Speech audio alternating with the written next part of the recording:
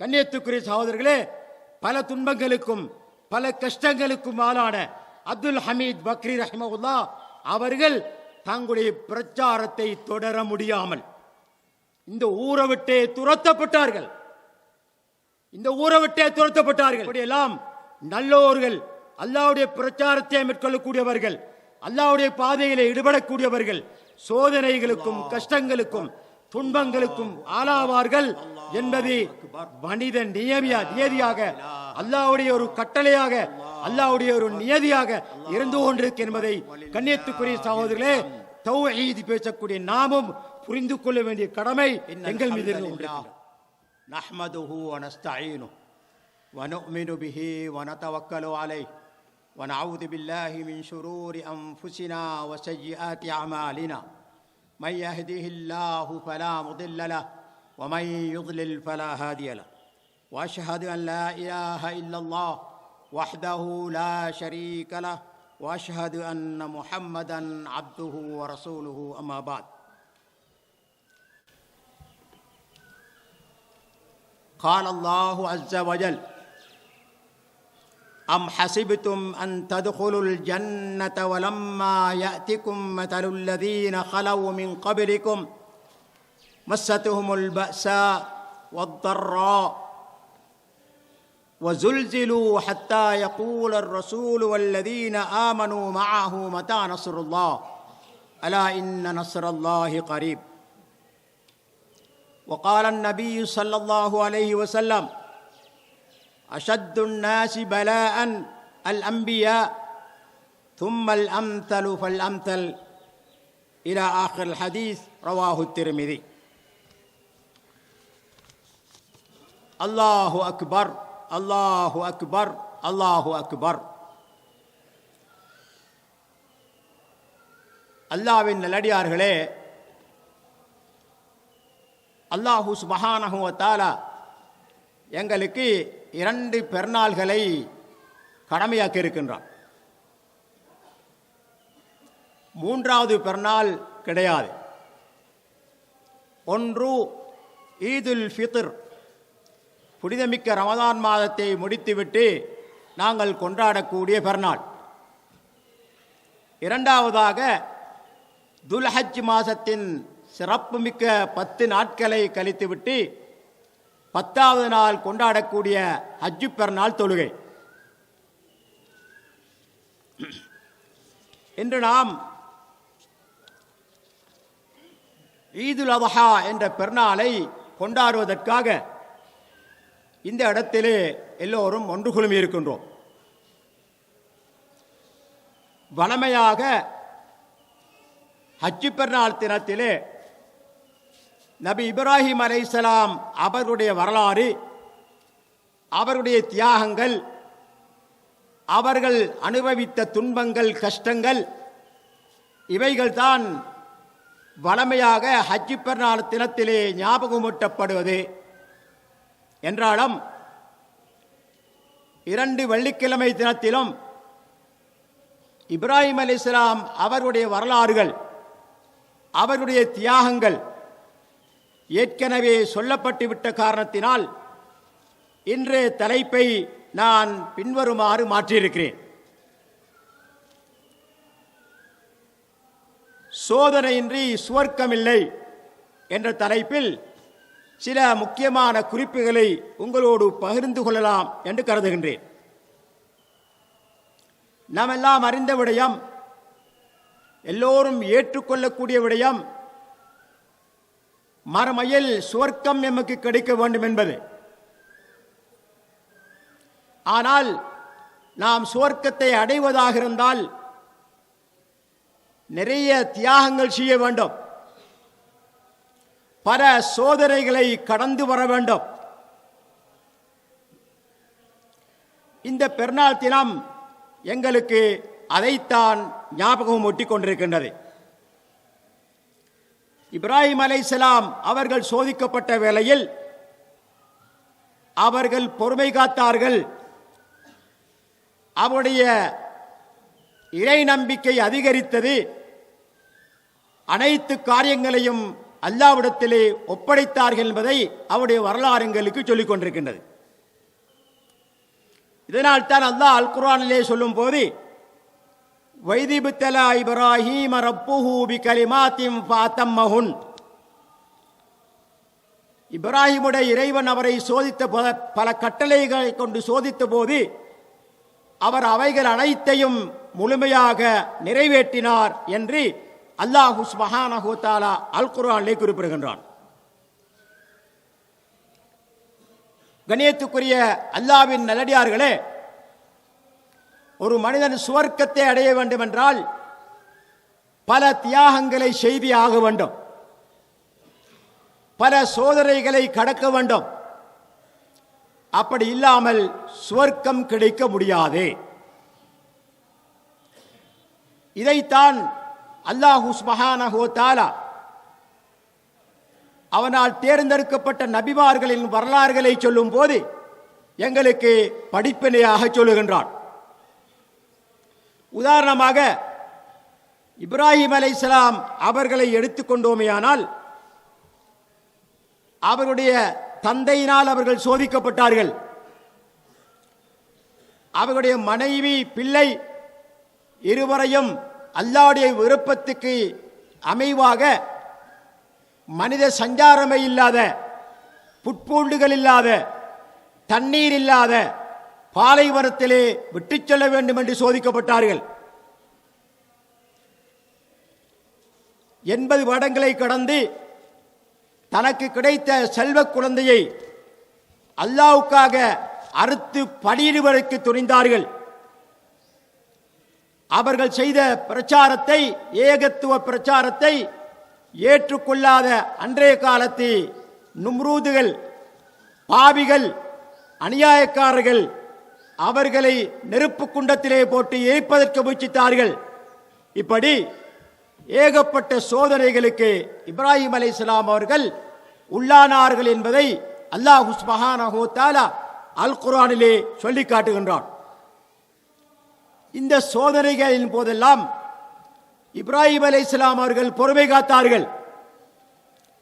அவருடைய இறை நம்பிக்கை அதிகரித்தது. அது மட்டுமல்லாமல் அல்லாஹு தஆலா எவைகளுக்கெல்லாம் கட்டுப்பட வேண்டுமென்று அவர்களை பணித்தானோ அத்தனை கட்டளைகளுக்கும் முழுமையாக கட்டுப்பட்டு அடிபணிந்தார்கள். இப்படித்தான் அவருடைய வாழ்க்கை அமைந்திருந்தது என்பதை நாங்கள் பார்க்க முடிகின்றது. இதே போன்று வேறு சில நபிமார்களின் வரலாற்றை பார்க்கும் போது, உதாரணமாக நூஹ் அலைஹிஸ்ஸலாம், உலகத்தில் அனுப்பப்பட்ட நபிமார்கள் எல்லாம் மிக நீண்ட காலம் அல்லாஹ்வின் பாதையில் மக்களை அழைத்த ஒரு நபி. ஏகத்துவ பிரச்சாரத்தில் 900 வருடங்களுக்கு அதிகமாக ஈடுபட்டவர்கள். அவர்களும் சொல்லுண்ணா துன்பங்களுக்கு உட்படுத்தப்பட்டார்கள். அவருடைய மனைவி காபிராக இருந்தார், அவருடைய பிள்ளை காபிராக இருந்தார். இதே போன்றவருடைய சமூகம் அநேகமானவர்கள் காபிர்களாக இருந்து அந்த நபி சோதிக்கப்பட்டார்கள் என்பதை அல்லாஹ் சுப்ஹானஹு வ தஆலா அல் குர்ஆனிலே சொல்லி காட்டுகின்றான். இந்த சோதனைகளின் போது நூஹ் அலைஹிஸ்ஸலாம் அவர்களும் பொறுமை காத்தார்கள். அவருடைய இறை நம்பிக்கை அதிகரித்தது. அனைத்து காரியங்களையும் அல்லாஹ்விடத்திலேயே ஒப்படைத்தார்கள் என்பதை பார்க்கின்றோம். இதே போன்று மூசா அலைஹிஸ்ஸலாம் குர்ஆனிலே அதிகமாக பேசப்படக்கூடிய ஒரு நபி, கலீமுல்லாஹ் என்ற அல்லாஹ்வுடைய அழகான பெயருக்கு சொந்தக்காரர். பல சோதனைகளுக்கு உட்படுத்தப்பட்டார்கள். அவருடைய பிறப்பு சோதனையாக இருந்தது. அவர்கள் பிறப்பதற்கு முன்னால் அன்றைய காலத்திலே வாழ்ந்து கொண்டிருந்த படுமோசமான ஆட்சியாளன் ஃபிரௌன் அவனுடைய ஆட்சியை தக்க வைத்துக் கொள்வதற்காக அந்த வருடத்திலே பிறக்கக்கூடிய ஆண் குழந்தைகள் அனைவரையும் கொலை செய்ய வேண்டும் என்று தீர்மானித்து அந்த திட்டத்தை அமல்படுத்திக் கொண்டிருந்தான். அப்படியான ஒரு சோதனையின் போதுதான் மூசா அலைஹிஸ்ஸலாம் அவர்கள் பிறக்கின்றார்கள். அல்லாஹ் அவர்களை பாதுகாக்கின்றான். அது மட்டுமல்லாமல் எந்த ஃபிரௌன் அந்த குழந்தைகளை கொலை செய்வதன் மூலமாக தன்னுடைய ஆட்சியை தக்க வைத்துக் கொள்ள வேண்டும் என்று முயற்சித்தானோ அதே ஃபிரௌனுடைய மடியில் அந்த மூசா அலைஹிஸ்ஸலாம் அவர்களை அல்லாஹ் சுப்ஹானஹு வ தஆலா வளர்த்தெடுத்தான் என்பதை அல் குர்ஆன் எங்களுக்கு சொல்லிக் கொண்டிருக்கின்றது. அவர்கள் பிறந்த பிறகும் சோதிக்கப்பட்டார்கள், விரோதிகளால் சோதிக்கப்பட்டார்கள், ஊரை விட்டும் துரத்தப்பட்டார்கள். இப்படி ஏகப்பட்ட சோதனைகளுக்கு உட்பட்டார்கள் மூசா அலைஹிஸ்ஸலாம் அவர்கள். இறுதியில் அல்லாஹ் சுப்ஹானஹு வ தஆலா அவர்களையும் விசுவாசம் கொண்ட மக்களையும் பாதுகாத்துக் கொண்டு ஃபிரௌனையும் அவருடைய பரிவாரங்களையும் அல்லாஹ் தஆலா கடலில் மூழ்கடித்து அழித்தார் என்பதை அல் குர்ஆன் எங்களுக்கு சொல்லிக் கொண்டிருக்கின்றது. இதே போன்று ஈசா அலைஹிஸ்ஸலாம் அவருடைய வரலாற்றை பார்த்தோமேயானால் அங்கும் ஏகப்பட்ட சோதனைகள், எண்ணிலடங்காத சோதனைகள். அவருடைய பிறப்பொரு சோதனை. அவர்கள் பிறந்தது தகப்பன் இல்லாமல் தாய்க்கு மாத்திரம், தகப்பன் இல்லாமல் அல்லாஹு தஆலா பிறக்க வைக்கின்றான். அல்லாஹ்வுடைய அற்புதம். மனிதனை அல்லாஹ் சுப்ஹானஹு வ தஆலா ஆரம்பத்தில் ஒரு படைப்பே இல்லாமல் இருக்கக்கூடிய வேளையில், ஒரு மனித உருவமே இல்லாத வேளையில் மண்ணிலிருந்து அல்லாஹ் சுப்ஹானஹு வ தஆலா ஆதம் அலைஹிஸ்ஸலாம் அவர்களை படைக்கின்றான். அதற்கு பிறகு அவருடைய வலது விலாயெலும்பிலிருந்து அவருடைய துணைவி ஹவ்வா அலைஹிஸ்ஸலாம் அல்லாஹ் தஆலா படைக்கின்றான். அதற்கு பிறகு அவர்கள் இருவரும் இணைவதன் மூலமாக சந்ததிகள் உருவாகின்றார்கள். பாக்கியாக இருப்பது ஒன்றுதான், தந்தை இல்லாமல் ஒரு பெண்ணுக்கு பிள்ளையை பிறக்க வைக்க வேண்டும். அல்லாஹ் தஆலா இந்த அற்புதத்தை செய்து காட்டினான். மரியம் அலைஹிஸ்ஸலாம் என்று சொல்லக்கூடிய பத்தினி, பரிசுத்தமான ஒரு பெண், அவருடைய வயிற்றிலே அல்லாஹ் சுப்ஹானஹு வ தஆலா கொன் என்ற வார்த்தையை கொண்டு ஒரு குழந்தையை உருவாக்குகின்றான். அவர்கள்தான் ஈசா அலைஹிஸ்ஸலாம் அவர்கள். அவருடைய பிறப்பு ஒரு சோதனை. யூதர்கள் அவர்களை பார்த்து சொன்னார்கள், வலது பகி, விபச்சாரத்தில் பிறந்தவர் என்று சொன்னார்கள். நஊது பில்லாஹ். நசாராக்கள் சொன்னார்கள், அவர் அல்லாஹ்வை போன்ற ஒரு கடவுள். இதெல்லாம் பாத்திலான கருத்துகள். மாறாக அவர் ஒரு நபியாக ரசூலாக இருந்தார்கள் என்பதை அல்லாஹ் சுப்ஹானஹு வ தஆலா அல் குர்ஆனிலே எங்களுக்கு தெளிவாக சொல்லி காட்டுகின்றான். பச்சிளங்குழந்தையாக தாயின் மடியில் இருக்கும் போது யூதர்கள் நசாராக்கள் அவரை பற்றி அவதூறு சொல்லிக் கொண்டிருக்கும் போது அல்லாஹு தஆலா குழந்தையாக இருந்த ஈசா அலைஹிஸ்ஸலாம் அவர்களை பேச வைக்கின்றான். قال إني عبد الله آتاني الكتاب وجعلني نبيا. சொன்னார்கள், நிச்சயமாக நான் அல்லாஹ்வுடைய அடியான், எனக்கு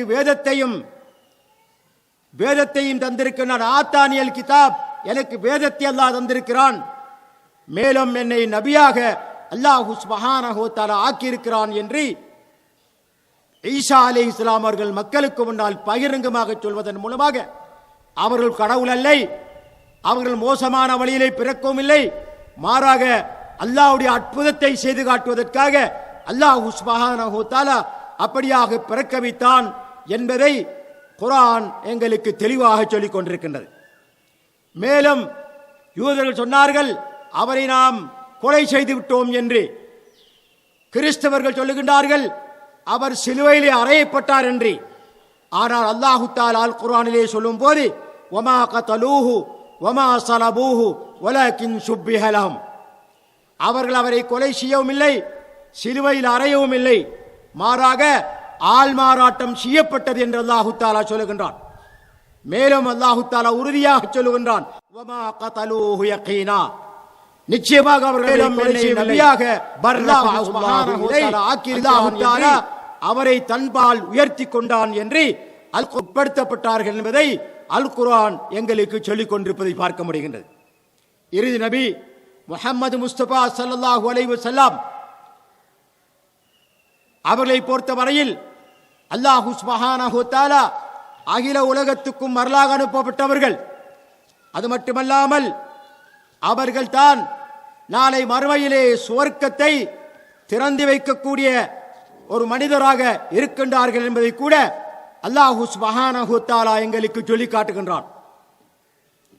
அவர் ரஹ்மத்துல் லில் ஆலமீன், ஹைருல் பரியா, இந்த உலகத்திலே தோற்றுவிக்கப்பட்ட மனித சமுதாயத்தில் மிகச் சிறந்தவர்கள் என்பதை எங்களுக்கு அல் குர்ஆனும் ஹதீஸும் சொல்லிக் கொண்டிருப்பதை பார்க்கின்றோம்.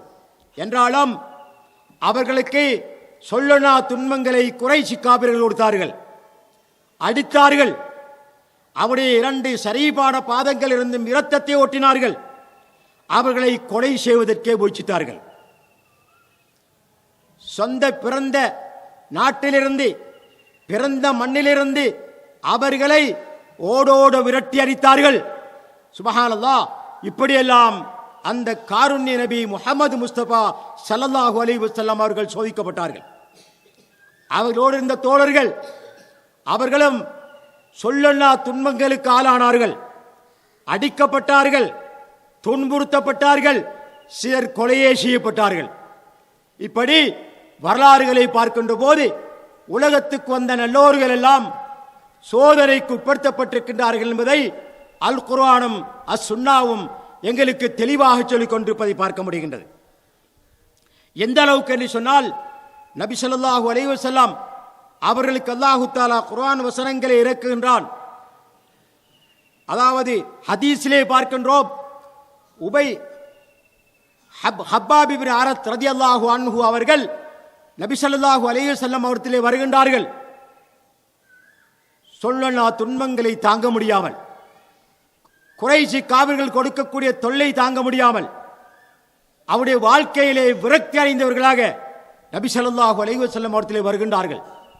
நபி ஸல்லல்லாஹு அலைஹி வஸல்லம் அவர்கள் காபாவுடைய நிழலிலே ஒரு போர்வையினால் போர்த்தி கவலையோடு உட்கார்ந்திருக்கிறார்கள். அவரிடத்திலே வந்து சொல்லுகின்றார்கள், அல்லாஹ்வுடைய தூதரே, எங்களுக்காக நீங்கள் அல்லாஹ்விடத்திலே உதவி வேண்ட மாட்டீர்களா? அல்லாஹ்வுடைய தூதரே, எங்களுக்காக நீங்கள் அல்லாஹ்விடத்திலே துஆ செய்ய மாட்டீர்களா என்று அவர்கள் வந்து சொல்லும் போது அந்த நபி ஸல்லல்லாஹு அலைஹி வஸல்லம் அவர்கள் அந்த சஹாபியை பார்த்து சொல்லுகிறார்கள், உங்களுக்கு முன் வந்தவர்கள் ஈமான் கொண்ட ஒரே காரணத்துக்காக, இஸ்லாத்தை ஏற்றுக்கொண்ட ஒரே காரணத்துக்காக பல சோதனைக்கு உள்ளாக்கப்பட்டார்கள். எந்த அளவுக்கு என்றால், ஈமான் கொண்ட ஒரு மனிதனை, இஸ்லாத்தை ஏற்றுக்கொண்ட ஒரு மனிதனை குழி தோண்டி இடுப்பு வரையிலே புதைப்பார்கள். பின்னர் 2 பேர் இழுத்து அறுக்கக்கூடிய வாளை கொண்டு வருவார்கள். தன் நடுத்தலையிலே வைப்பார்கள். இருவரும் இருபக்கமாக இருந்து இழுத்து அறுப்பார்கள். 2 துண்டாக கீழே விழுவார்கள். அவர்கள் இறந்து விழுவார்கள். அப்படி இருந்தும் கூட அவர்களை அவர்கள் ஏற்றுக்கொண்ட இஸ்லாத்தில் இருந்து, அவர் கொண்ட ஈமானில் இருந்து அசைக்க முடியாமல் இருந்தது. அது மட்டுமல்லாமல் இன்னும் பல சோதனைகளுக்கு அவர்கள் வாக்கப்பட்டார்கள். இரும்பு சீப்புகளினால் அவருடைய உடம்புகள் வாரி எடுக்கப்பட்டன. எலும்பு மிச்சமிருக்க சதைகள் எல்லாம் அந்த இருப்பு சீப்பிலே வாரி வந்ததை நபி ஸல்லல்லாஹு அலைஹி வஸல்லம் அவர்கள் சஹாபாக்களுக்கு ஞாபகம் ஊட்டுகின்றார்கள். இப்படியெல்லாம் சோதிக்கப்பட்டும் கூட அவர்களை இஸ்லாத்திலிருந்து வெளியேற்ற முடியவில்லை. அவருடைய ஈமானை பலகீனப்படுத்த முடியவில்லை. மாறாக அந்த சோதனைகளை ரப்புல் ஆலமீன் அல்லாஹ்வுக்காக ஏற்றுக்கொண்டார்கள், பொறுமையோடு சகித்துக் கொண்டார்கள். அவருடைய ஈமான் அதிகரித்தது. அனைத்தையும் அல்லாஹ்விடத்திலே ஒப்படைத்த வரலாறு ஏராளம்.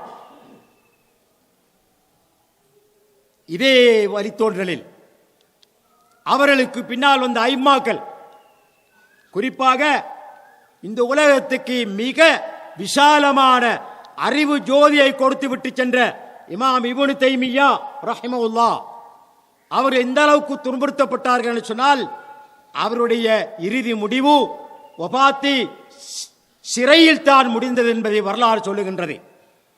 அஹ்மது இப்னு ஹம்பல், இமாம் அஹ்லி சுன்னா என்று போற்றப்படக்கூடிய இமாம் அஹ்மது இப்னு ஹம்பல் ரஹிமஹுல்லாஹ் அவர்கள், குர்ஆன் படைக்கப்படவில்லை, அல்லாஹ்வுடைய வார்த்தை, அல்லாஹ்வுடைய சிபத்துகள் ஒன்று என்று உண்மையை போதித்ததற்காக, ஹக்கை சொன்னதற்காக தினந்தோறும் கசையடி கொடுக்கப்பட்டு துன்புறுத்தப்பட்டார்கள்.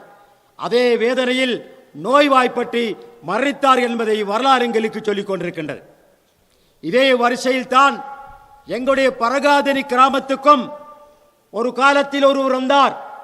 அந்த காலத்திலே இந்த கிராமத்திலே 3 கபர்கள் அல்லாஹ்வோடு சேர்த்து வணங்கப்பட்டு கொண்டிருந்தன. 3 கபறுகள் அல்லாஹ்வோடு சேர்த்து வழங்கப்பட்டு கொண்டிருந்தன.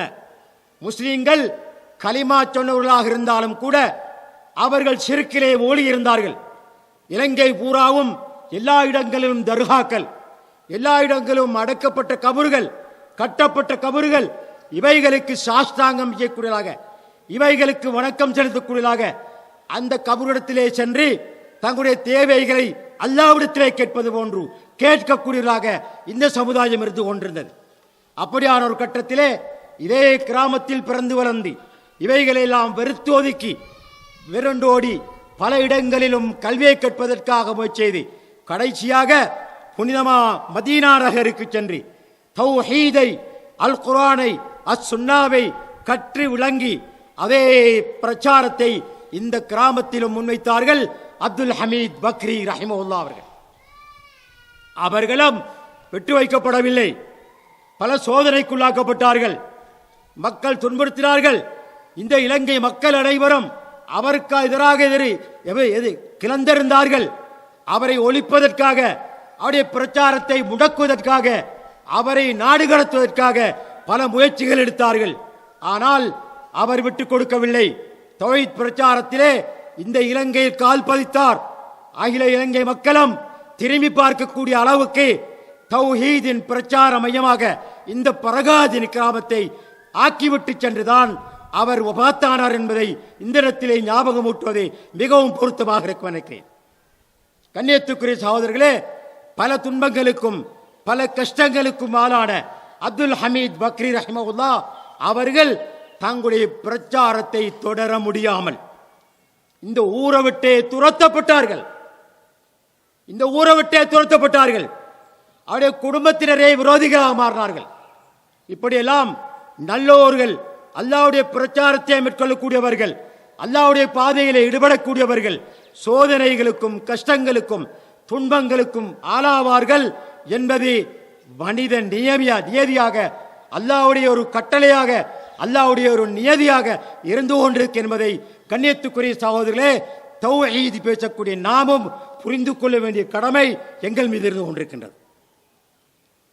கண்ணியத்துக்குரிய அல்லாஹ்வின் நல்லடியார்களே, இத்தனை சோதனைகளும் நபிமார்களுக்கும் நல்லோர்களுக்கும் அல்லாஹ்வுடைய பாதையிலே பிரச்சாரத்தில் ஈடுபட்டவர்களுக்கும் அல்லாஹ்வுடைய மார்க்கத்தை மக்களுக்கு சொல்வதற்காக தங்களுடைய வாழ்க்கையை, தங்களுடைய அனைத்தையும் தியாகம் செய்தவர்களை ஏன் அல்லாஹு தஆலா இப்படியெல்லாம் சோதிக்க வேண்டும்? இதுதான் இங்கே கேள்வி. நபிமார்கள் அல்லாஹ்வினால் தேர்ந்தெடுக்கப்பட்டவர்கள், நல்லவர்கள் அல்லாஹ்வினால் தேர்ந்தெடுக்கப்பட்ட சாலிஹீன்கள். அவர்கள் செய்தது கொள்ளையடித்ததல்ல, அல்லது மக்களை கொலை செய்ததல்ல, மாறாக மக்களை கேவலப்படுத்தியதல்ல, மாறாக அல்லாஹ்வுடைய பாதையிலே மக்களை அழைத்தார்கள். தௌஹீதை பிரச்சாரம் செய்தார்கள். ஷிர்கிலும் பிதாத்திலும் அனாச்சாரத்திலும் மூழ்கி இருந்த முஸ்லிம்களை தௌஹீதின் பால், தூய இஸ்லாத்தின் பால் அழைப்பதற்கான முயற்சியில் தான் ஈடுபட்டார்கள். அப்படிப்பட்ட நல்லோர்களை ஏன் அல்லாஹ் சோதிக்க வேண்டும்? கண்ணியத்துக்குரிய சகோதரர்களே, இதற்கான பதில் இந்த உலகத்தில் சோதனை இல்லாமல் மனிதனால் பிரச்சாரம் செய்ய முடியாது. இந்த உலகத்தில் கஷ்டங்களை, துன்பங்களை அனுபவிக்காமல், பல பிரச்சனைகளுக்கு முகம் கொடுக்காமல் தௌஹீத் பிரச்சாரம், இஸ்லாமிய பிரச்சாரம் செய்ய முடியாது. ஏனென்றால் அவர்களுக்கு அல்லாஹு தஆலா இந்த உலகத்திலே சோதனை கொடுத்தாலும், இந்த உலகத்திலே கஷ்டத்தை கொடுத்தாலும், இந்த உலகத்திலே துன்பத்தை கொடுத்தாலும் அவர்கள் பொறுமையோடு ஏற்றுக்கொள்ளக்கூடிய பக்குவத்தை அல்லாஹ் அவர்களுக்கு கொடுத்திருக்கின்றார். அப்படியான சோதனைகளின் போது அவர்களுடைய ஈமான் அதிகரிக்கும், அல்லாஹ்வின் மீது நம்பிக்கை அதிகரிக்கும். அது மட்டுமல்லாமல் தங்களுடைய சகல காரியங்களையும் அல்லாஹ் மீது பொறுப்பு சாட்டக்கூடியதாக மாறிவிடுவார்கள். இதற்கு பரிசாக அல்லாஹ் சுப்ஹானஹு வ தஆலா நாளை மறுமையிலே அவர்களுக்கு சுவர்க்கத்தை கொடுப்பதாக காத்துக் கொண்டிருக்கின்றார், சுவர்க்கத்தை கொடுப்பதாக வாக்களித்திருக்கின்றார். எனவே அந்த சுவர்க்கத்தை அடைவதற்காகத்தான் இத்தனை சோதனைகளும். சோதிக்கப்பட்ட பின்னர், தூய்மைப்படுத்தப்பட்ட பின்னர் அவர்கள் எந்த ஒரு குற்றமும் இல்லாமல், எந்த ஒரு கரலும் இல்லாமல் தூய்மையான முறையிலே வபாத்தாகி நாளை மறுமையிலே அல்லாஹ்விடத்திலே அங்கீகரிக்கப்பட்டவர்களாக, அல்லாஹ்வுடைய ரிதாவுக்கு உட்பட்டவராக சுவர்க்கத்தை அடைந்து கொள்வதற்காகத்தான் அல்லாஹ் சுப்ஹானஹு வ தஆலா இத்தனை சோதனைகளையும் அவர்களுக்கு கொடுத்தார் என்பதை அல் குர்ஆன் அஸ்-சுன்னா தெளிவாக எங்களுக்கு சொல்லிக் கொண்டிருக்கின்றது. இதைத்தான் வரலாறும் எங்களுக்கு சொல்லிக் கொண்டிருக்கின்றது. இதையே தான் நாங்கள் எந்த நபியுடைய வரலாற்றை பறைசாட்டுவதற்காக இந்த பெருநாள் தினத்தை கொண்டாடுகின்றோமோ, ஹஜ் பெருநாளை கொண்டாடுகின்றோமோ, அந்த பெருநாளும் எங்களுக்கு இதைத்தான் ஞாபகம் ஊட்டிக் கொண்டிருக்கின்றது. எனவே சோதனையின்றி சொர்க்கமில்லை.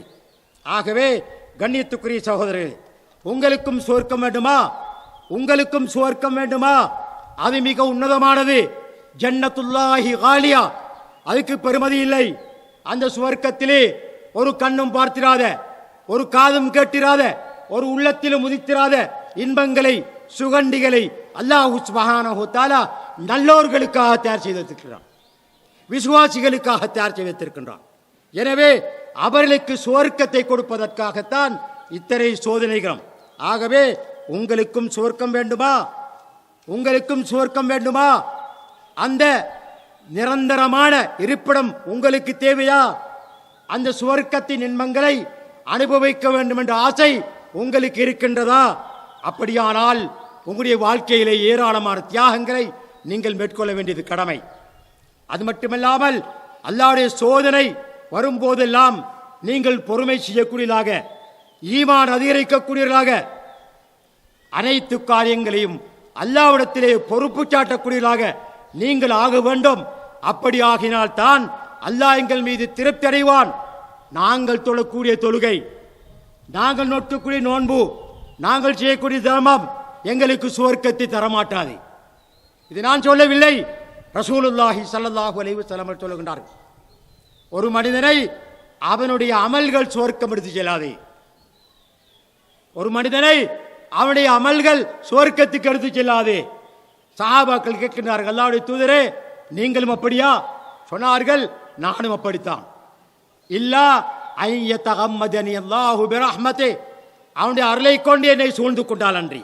ஆகவே அல்லாஹ்வுடைய அருள், அல்லாஹ்வுடைய ரஹ்மத்தை எங்களை சூழ்ந்து கொள்ள வேண்டும் என்று சொன்னால் எங்களுடைய வாழ்க்கையிலே அல்லாஹ்வுக்காக தியாகம் செய்யக்கூடிய மனப்பக்குவம் எங்கிட்ட இருக்க வேண்டும். அல்லாஹ்வுக்காக சோதனைகளை பொறுமை செய்யக்கூடிய பக்குவம் எங்கிட்ட இருக்க வேண்டும். அல்லாஹ்வுக்காக எதையும் செய்து கொள்ளக்கூடிய நிலைமை எங்கள்கிட்ட இருக்க வேண்டும்.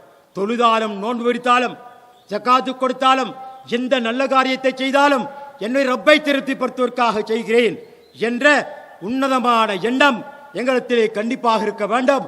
அப்படியானால் தான் அல்லாஹ் எங்களை பொருந்து கொள்வான். அவனுடைய ரஹ்மத்தை கொண்டு, அவனுடைய அருளை கொண்டு எங்களை சுவர்க்கத்துக்கு அனுப்புவான் என்பதை நாம் கண்டிப்பாக தெரிந்து கொள்ள வேண்டும்.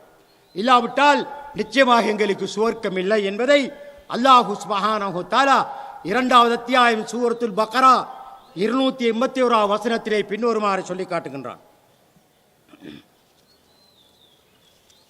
மன்னிக்க வேண்டும், சூரத்துல் பக்ராவில் 214வது வசனத்திலே அல்லாஹ் தஆலா சொல்லி காட்டுகின்றான். அம் ஹஸிப்தும் அன் தத்குலுல் ஜன்னah, நீங்கள் சுவர்க்கம் செல்ல வேண்டும் என்று நினைத்துக் கொண்டிருக்கிறீர்களா? அம் ஹஸிப்தும் அன் தத்குலுல் ஜன்னah, நீங்கள் சுவர்க்கம் நுழைய வேண்டும் என்று எதிர்பார்த்துக் கொண்டிருக்கின்றீர்களா? வலம்மா யாத்திக்கும் மஸலுல்லதீன ஹலவ், உங்களுக்கு முன் சென்றவர்களின் முன்னுதாரணங்கள் உங்களுடைய வாழ்க்கையில் ஏற்படாமல் நீங்கள் சுவர்க்கம் செல்லலாம் என்று நினைத்துக் கொண்டிருக்கின்றீர்களா? மஸ்ஸத்துஹுமுல் பஸா, அவர்களை வறுமை வாட்டியது. வத்தர்ரா, துன்பம் அவர்களை வாட்டியது.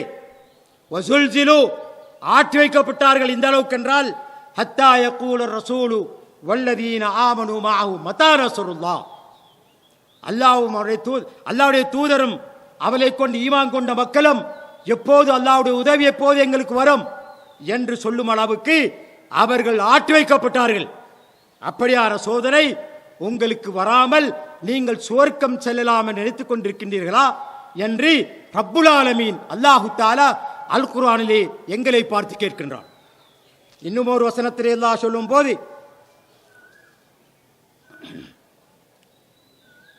அம் ஹஸிப்தும் அன் தத்குலுல் ஜன்னah வலம்மா யஅலமில்லாஹு அல்லதீன ஆமனூ மின்கும், அதாவது உங்களில் விசுவாசம் கொண்டவர்கள் யார், பொறுமையை கடைப்பிடித்தவர் யார் என்பதை அல்லாஹு தாலா தெளிவுபடுத்துகின்ற வரையிலும், அதை அல்லாஹு தாலா அறிகின்ற வரையிலும் நீங்கள் சுவர்க்கம் செல்லலாம் என்று நினைத்துக் கொண்டிருக்கின்றீர்களா? நடக்காதே. சுவர்க்கம் செல்ல வேண்டும் என்றால் எங்களுடைய வாழ்க்கையிலேயே தியாகங்கள் நடக்க வேண்டும். எமது வாழ்க்கையிலே சோதனைக்கு நாம் ஓங்கெடுக்க வேண்டும், பொறுமை செய்ய வேண்டும், அல்லாஹ்வுக்காக அனைத்தையும் ஏற்றுக்கொள்ள வேண்டும். அப்படி இருந்தால்தான் எங்களுக்கு சுவர்க்கம் கிடைக்கும் என்பதை அல்லாஹ் சுப்ஹானஹு வ தஆலா அல் குர்ஆனிலே சொல்லி காட்டுகின்றான். ஆகவே கண்ணியத்துக்குரிய நல்லவர்களே, பெரியோர்களே, தாய்மார்களே, சகோதரர்களே, உங்களுக்கும் சுவர்க்கம் வேண்டும் என்றால் நிச்சயமாக உங்களுடைய வாழ்க்கையிலும் இப்படியான தியாகங்கள், சோதனைகள் கண்டிப்பாக வர வேண்டும். அப்பதான் சுவர்க்கம் கிடைக்கும் என்பதை நாம் ஒவ்வொருவரும் நம்பித்தான் ஆக வேண்டும். இந்த நிலை எங்களுக்கு அல்லாஹு தாலா தர வேண்டும் என்று கேட்டுக்கொண்டே, வல்ல ரஹ்மான் நம் அனைவருக்கும் தௌபாவை நசீபாக்குவானாக. மேலும் சோதனைகளின் போது பொறுமை செய்யும் மனப்பக்குவத்தை எம் அனைவருக்கும் தந்தருள்வானாக. மேலும் உல தூய்மையுடன் வாழக்கூடிய வழியை எங்களுக்கு காட்டுவானாக. மற்றவர்களை மதித்து நடக்கக்கூடிய பக்குவத்தை எங்களுக்கு தந்தருள்வானாக. மற்றவர்களை பற்றி தப்பெண்ணம் கொள்வதிலிருந்தும் அவர்களை துன்புறுத்துவதிலிருந்தும் அல்லாஹு தாலா எம் அனைவரையும் பாதுகாத்துக் கொள்வானாக. நாளை மறுமையை பயந்து நல்லமல்கள் அதிகமாக செய்து நன்மக்களாக வாழக்கூடிய பாக்கியத்தை எம் அனைவருக்கும் தந்தருள்வானாக. நாளை மறுமையில் ஜன்னத்துல் ஃபிர்தௌஸ் என்ற சுவர்க்கத்தை எம் அனைவருக்கும் நசீபாக்குவானாக என்று கேட்டு விடைபெறுகின்றேன். வாஹிர் தாவானா அல்ஹம்துலில்லாஹி ரப்பில் ஆலமீன்.